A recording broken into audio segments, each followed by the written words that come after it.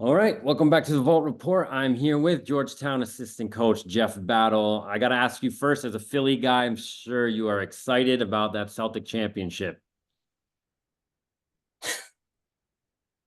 Sure. No, did you Yeah. watch the game at least? Oh, absolutely, Yeah. absolutely. I'm a hoop fan. So obviously, I have my Philly ties, but it was fun watching the Celtics. I really like how they play, how they share the ball, how they move the ball. So, um, yeah. So it was good win for the Celtics. Happy for them. Yeah. Great franchises, as you know. No, absolutely. Sorry, I had to give you a little bit of a hard time. But the more important things, obviously Georgetown, off season. I want to talk to you. And we had a conversation when you first got there last year, just kind of the second go around. I mean, you have been at high level programs, you've been a high level coach throughout your career, but still just having that year under your belt. How was that as you kind of attack this off season? Attack the transfer portal, all of that, just being there a year, what was the difference from year one to year two? Well, we kind of, were adjusting to what we were getting into here, obviously. It was a tough year for us, but it was also a year where we learned a lot about ourselves, where we're at as a program, what we have to do moving forward, instilling our culture here, what we want to do, how we want to play, how we want to do things, being a detailed program in terms of staying on top of all that. So in one sense, obviously it was a struggle, but it was also a thing where we knew we can learn from it to get better. And so we just kind of did that going into this off season, in terms of the portal, in terms of recruiting, but also getting our guys back on campus and instilling that stuff right away to how we want to be moving forward. Definitely. And, you know, obviously there's so much talk of transfers, across college basketball, but being able to return guys that want to be there, I want to start with them for you guys, talking about, McKenna, Fielder, Epps. Sure, I'm going to miss someone on that list as well, but just having those guys locked in, again, believing in what you guys are doing as a staff and as a program. How important was it to have those guys back, as you then attacked kind of these new additions for the squad? Well, it was very vital that we had some turnover and some carryover because again, that's how you build your program. That's how you build your culture. Your standards. You need to have some carryover from guys who have been there and done that. And so we really appreciate those guys. I know I do personally. I personally reached out to all three of those guys to let them know how much I appreciate them believing in us to come back. In this day and age, like you said, guys can leave whenever they want. So the fact that they believed in us, especially after what we went through last year, says a lot about them as people as well. So very appreciative of those guys, and they're going to be a big part of what we do. Not only this year but also moving forward. Definitely. And, going into, I actually do want to talk about, Epps and Drew Fielder specifically, looking at guys who, and I'll start with Epps and partly, I want to talk obviously about one of the big transfer commits that you got, one of the best in the country in terms of Malik Mack, but just, for you and your vision and the continued evolution of Epps. Epps obviously, put up good numbers, but as you consistently work with him, the vision and where you'll see his growth, especially coming from you, a guy who has worked with great guards throughout your time. Yeah, well, again, I'm really proud of Jaden because he was the focal point of what we did last year. So every scouting report, every defensive scheme was geared towards stopping him. And the way he handled that, I thought was really mature on his part. He still put up numbers. He still was able to have a great year for us. And so, the next step for him now is taking that to the next level. Obviously, we brought in some other pieces around him that I think was going to help him and take some of the load off of him, where he's not going to have to, carry as much of an offensive load for us. But the thing that I'm excited about him is he's going to accept the challenge defensively now. And that's what we talked about. That's the next step for him, is being able to defend at a high level, um, and setting the tone for us on that end. And I think he understands that now, going through the Big East for the first time, understanding, what it's going to take on both ends of the floor to just be, a high level player. And he's got to be good for us to be good. And I think he knows that. Yeah, and you talk about some of the new additions that will probably help him. When we look at this season, I mentioned him, obviously Malik Mack, a guy, 17 points, almost 5 assists, started all games in, I think, one of the more underrated leagues in college basketball, which is the Ivy League. Just the importance, obviously, of getting him into the fold. Like I said, one of the biggest pieces out there when it came to guards in the transfer portal, but to have him and then how he's going to impact the program and winning, and also just him with Epps, how you kind of envision that. Yeah, well, he's a dynamic guard. He can score the ball, at all three levels. He can run a team, but he can play on and off the ball. And some of the things that Jaden did for us as well last year. So both of those guys are really dynamic offensive players, and so it's going to work because of the type of people that they are, but also the talent that they bring. But again, like I said, it's a thing where offensively we'll be fine, but I think defensively is where we have to take the next big step, and that's a thing we got to get both of those guys. I know me working with both of them and trying to get through to them that you guys set the tone defensively every single day, whether it's workouts, practice, whatever. So I think offensively, those guys will be fine. But I think defensively, they're a little bit undersized. So we're going to have to be gritty. We're going to have to be tough. And it starts with those two.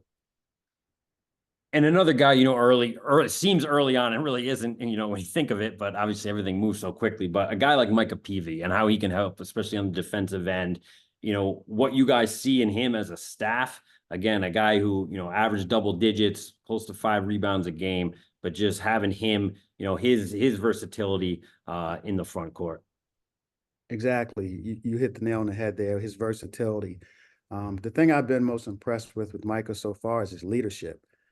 His voice has resonated within our program. He's come in, as a new guy and like jumped into a leadership type role. He's an elite defender. And I know I keep, alluding to defense a lot, but he's an elite defender. He can guard 1 through 4. Offensively, I think there's a lot more in him than, he has shown so far in his career.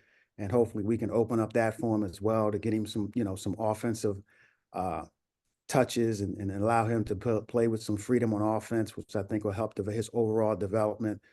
But he's just a really good player. And so, again, he's going to fit in great with what we do. We can move him up and down the line. And so we're excited about what he's going to bring. And there is so much focus, there has been on the transfer portal. You guys right now have a very special recruiting class that comes in right now, guys that have been playing at a high level. And I do think sometimes that can go under the radar just in terms of, again, kind of the attention that transfers and older guys get, of course. But just talk to me about, again, a class that a lot of these guys have kind of been in the fold for you guys. You knew they would be here. Obviously talking about Caleb Williams, McKenna, I'm going to miss Sorber, and I'm missing someone, Moretti, Kayvon. Moretti, Caleb Williams. Just that group, in terms of what you guys, again, are trying to build at Georgetown, but also in terms of what you see next season, the impact you feel like they can have and what you've seen so far early on in terms of their hunger, again, to make an impact on this, next chapter, next level of their basketball career.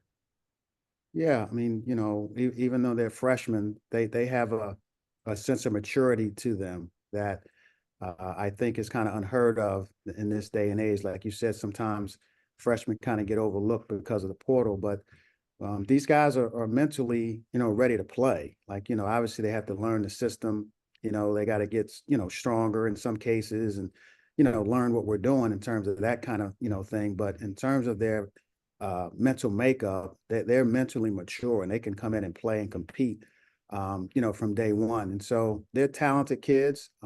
They're working hard. We've been really impressed with them so far. They're going to have to help us from a depth standpoint. And that's what they want. And that's what we want. That we brought them here to play. And so we're going to play those guys. And they're all talented. They all bring different things in their own way. And so we're excited about those guys. We really are. And just last question, in terms of roster, obviously we'll talk more as the season goes on and you guys, can kind of get them in the building, but another transfer coming in, Burks, and again, we didn't see a lot of time. It's freshman year. Drew Fielder, another one who you guys obviously, have who got time last year. And you see that freshman to sophomore jump. I think sometimes, fans don't see the development that happens in practice. Maybe it's some limited time in games. It's hard as a freshman, but that jump, what that can be, what the focus you guys as a staff, particularly with those two, and what you see and what you envision with them as they go again into their sophomore season. Yeah, well, Drew McKenna, obviously he came to us, mid-year, and it was a learning curve for him, but he's totally transformed his body, during the time that he was here and also going into this summer. And so, he's a physical kid, he's a multiple position guy. He's still learning. Again, he's a freshman, even though he's been here in the program for a year, but didn't play. But he's made a huge jump, especially physically. And now it's about transferring that to the court. Drew Fielder, of course, played minutes for us last year. And I thought at the end of the year, he really came on. He made a jump even during the season. And so he's confident going into the offseason. And again, he's totally changed his body. He's put on weight. He's gotten stronger in the weight room. He's more physically, he can take the pounding a little bit more. He's a little bit more durable. He constantly works on that as well. So we're expecting a big jump from him. He's going to have to play a lot of minutes for us this year, and I think he knows that, and he's preparing that way so far this summer. And, just I said it before, not in terms of roster, but just roster development. I know, I've been talking to a lot of coaches. Every coach kind of has a different philosophy in terms of kind of filling out a roster, what that looks like. For you guys, is that something where you feel like you guys need to fill all scholarships, or is it really just going to be fit opportunity? Is that a year-to-year thing for you guys, or is that something where you're going to be looking to fill the roster each year? Well, it's an interesting dynamic that we're in right now in college basketball. I mean, I could tell you that now, in June, whatever this is, 18th, but, a month from now, maybe a different conversation. Technically, we only lose one guy, and that's Micah Peavy, but so we can keep this group together and add a few more pieces, you're building something. But in this landscape, you just never know. So we just kind of go year to year, and you kind of see how it goes. And the main thing is to coach the heck out of the guys you have in the locker room. And so not worry about what's going to come. You worry about take care of business of what's in front of you. So our job is to get this crew that we have that believed in us, that came to us, get them to be the best they can be individually, and obviously building a team. And then, we're going to fight and scrap this year and then see where it ends up. Well, listen, Coach, I appreciate, the time as always. I know it's a busy time, but I also know it's also a good time for you guys to, finally get the guys in there, not having to worry so much about, who's there, who's not, but just kind of what I know you guys love to do, which is coaching basketball. And, I'm looking forward to kind of this next chapter of Georgetown basketball, but I appreciate the time as always. No problem. Thanks for having me.